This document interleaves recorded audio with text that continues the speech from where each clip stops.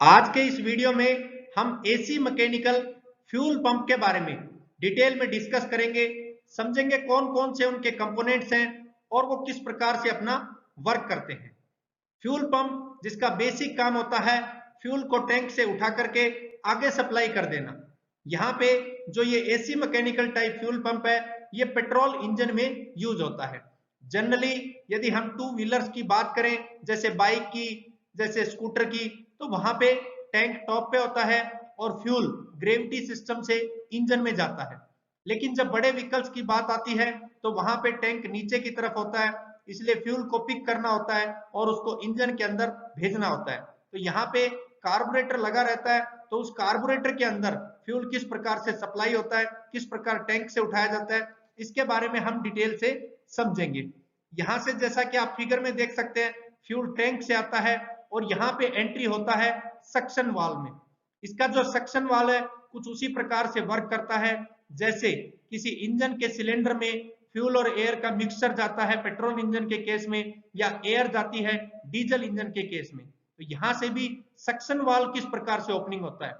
इस suction valve को open करने में डायाफ्राम महत्वपूर्ण योगदान देता है, इसीलिए इस एसी मैकेनिकल फ्यूल पंप को डायाफ्राम टाइप फ्यूल पंप भी बोला जाता है।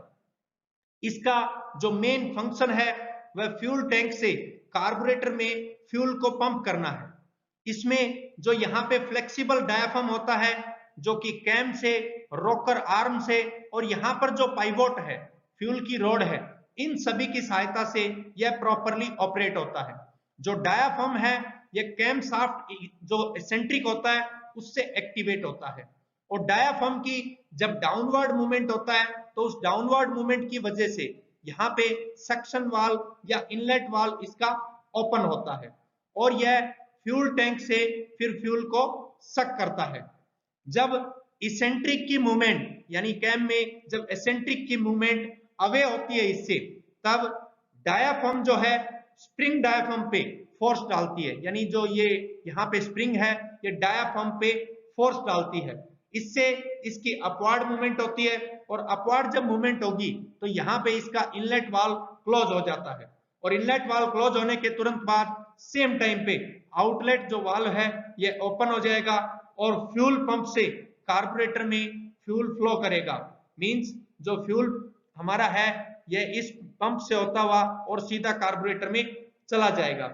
इसमें ये जो टॉप पे स्ट्रेनर लगा रहता है, तो फ्यूल की जब प्रॉपरली सप्लाई होती है तो इसका बेसिक काम होता है उस फ्यूल को प्रॉपर वे में फिल्टर करना।